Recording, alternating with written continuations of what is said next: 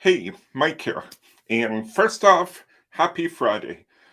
Whatever it is you're doing and however your week's going, my wish for you is that it's been a good one and that the weekend ahead will be equally as good. So, this topic, why are we tolerating? So, here's the thing, we humans are like really good at tolerating things or putting up with things or just accepting it as the way it is. And I'm here to say there's too much of a cost to that. So let me give you an example here. Are you, given today is Friday, have you been going through your day going, oh, thank God it's Friday. Finally, the weekend's here.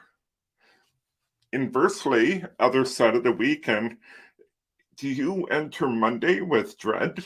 As in, oh, what happened to the weekend? I can't believe that it's Monday already. If those are the kind of thoughts you have, and you know the feeling that goes with it, right? If those are the kinds of thoughts and feelings you're having, whether we're talking about the work week or something about the nature of your work or something in your home life or the world around you, whatever it is, you might just be tolerating, putting up with something, coping with something. So let's talk about this, right? What's the impact of tolerating, of putting up with stuff? And here's what I would propose is the impact of that is it costs you. It costs you in brain power, costs you in creativity, in energy. It costs you in so many ways. Because when we're kind of dragging ourselves through the week, I'm going to go back to my example. When we're kind of dragging ourselves through the week and we get to Friday and go, oh, thank goodness, right? It's the weekend. Like, what are you tolerating? Is it a job you're not really happy with? Maybe you like the career. It could be the job you're not happy with. Maybe you put off and put off and put off a week. You work 60-hour weeks or 70 or 80 or whatever insane number of hours you might put in. Maybe you do that, tolerating it until you get to the weekend when you can live your life, whatever it is, right? Might be something with your team, right? You're tolerating and putting up with it, hoping that one day it could be better, right? The cost of that is enormous to all of us. So, what's the benefit of it? Why do we humans do it? Right? Because my guess is what I make up is there's probably a lot of people out there right now who are going, yep, I know what Mike's talking about. So, why do we do it? So here's a few things that drive me, that cause me to do this. The first is I don't have to take responsibility. I don't have to own something, which means I don't have to try to change something. May not be happy with it, but all right, well, I'll go through the motions because that won't be as bad. You get to be the victim, right? More accurately, I get to be the victim. And when I'm the victim, it's not my fault. It's somebody else's fault, right? Somebody else has to change in order for me to not have this problem. And in victimhood, it's kind of like the first one. I don't have to take responsibility. I'm not in control afterwards. And the third thing that jumped out for me, which kind of encapsulates all of them, is I don't need to change. Because let's face it, when we realize something is about us and on us or whatever, then we realize we have to change. And sometimes change can be really hard. And so sometimes it can feel easier to just go through life and tolerate, where in fact, yeah, there's a cost to it. So, how do we do this? Right? What are the mindsets that lead us humans to doing this? There's a few of them that jump to mind for me, and I want to be really clear off the top here. When we talk about these mindsets, these are human. They're not right or wrong, they're not good or bad. The only thing they do is prove you're human. and they lead us to tolerating. So the first one that jumped out for me is we're doing something out of obligation. Now, here's the thing. I was taught my whole life, and most people are, that if you're doing something out of obligation, that it's a good thing, that you're being responsible, that you're being a good citizen, that you're being a good employee, or whatever it is. Where in fact, that's not true. In a mindset of obligation, we feel trapped. Trapped because I have to do something, but I don't want to do something. So instead, we tolerate it. So if you've worked in a business where you have to attend meetings, I make up that most people have been to meetings that you think are a complete waste of time. There's no point to it, maybe not even be an agenda, but you see them as a complete waste of time. And yet, what do? You go because you don't believe you have a choice. And so you tolerate it, right? You show up and you tolerate it. But truthfully, what's going on, right? You're kind of present, you're kind of paying attention, but meanwhile, where's your mind going? Wonder what we're going to have for dinner tonight. Or I wonder, or better yet, I'm going to do work while I'm sitting here. All right, fine. I'll go to that meeting. I'll take my laptop and I'm going to work on other things until they need me.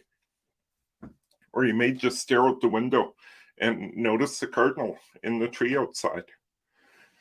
Whatever it is, obligation is have to, don't want to. And it's not a mindset. It's not a mindset that leads to good things. It leads to just barely enough, right? Because you're tolerating something. The next one I was thinking of was the mindset of shame. And shame is you're blaming yourself for something, right? Something might have gone wrong. There might have been a situation that happened, or it could be something in the world around you, maybe a family thing, and you blame yourself. Now, again, we've been taught our whole lives that shame is a mindset that is actually taking responsibility. Own up to your faults. So I want to be clear. Yes, own up to your faults. You made a mistake. I'm the first one to go, I'm sorry, I made a mistake.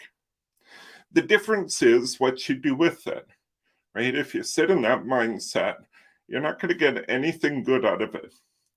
However, if you then take responsibility and do something to change it, to not tolerate something, right?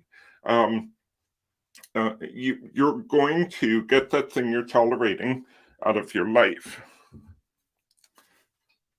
Next one here is a mindset known as quit. In quit, we are actually coping, we're tolerating, we're putting up with something because it's too painful to look at it and want to change it. And it's related to both obligation and shame. And in quit, we just accept this as the only way it can be. There's nothing I can do, I'm powerless, right? And then finally is kind of the ultimate place we can go to tolerate is a space called denial, a mindset called denial, sorry. And in denial, we don't even see we have a problem. And so in denial, we're not even seeing it. So this is all related to what I've been talking about for the past couple of weeks, which is, U to the power of 3, the things that are unseen, unnamed, and unspoken. And how do we bring those to the surface? And in all of those discussions, I've been talking about leading yourself first. And that's where this starts. So when we're tolerating something, we may or may not even be aware it's there.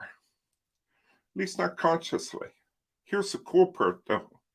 If you intend to not live your life, not to lead, not to be a team player, whatever it is, if you don't want to be tolerating or reduce the tolerating you're doing, I don't believe you can actually eliminate it already. Let me give you 2 tips here. One is an easy little game I play with myself every once in a while, and I want to give credit. I learned this from my friend and mentor, Christopher Avery. But it's a quick little game is to take a little piece of paper, and quite often I'll just use like a small Post-it or something like that as my starting point. But I wrote it bigger so you can actually see it here. But on that piece of paper, create a T-type chart, and on one side of it, write caught it, and on the other side of it, write it got out. And what that means is that feeling you get when you're tolerating, so you're getting to Friday and you're getting all excited because, oh my God, I can escape work and I can have 2 days without it, and you're tolerating something, you're putting up with something, right? But if you notice that feeling, then what you're going to do is you got to keep track of that kind of thing on the caught it side. You caught the feeling, right, before it got out. You didn't say, thank God it's Friday. You didn't say whatever, right? But you caught it before it got out. If, on the other hand, it got out, right? So you said, thank God it's Friday. Or go to the Monday example, right? Where it's Monday, right? I caught it versus I let it get out and impact me. So this is really about noticing it and stopping it before it gets out versus something happened. You expressed it, you let it drag you down all day, whatever the case may be, right? Whichever one it is, and just keep score and see what your score becomes. Because here's what I know. If you start noticing these things more and more, you have the opportunity to turn and face it and make a choice about it, right? And that might look like this. Ooh, I'm noticing I'm tolerating something here. What has me tolerating this?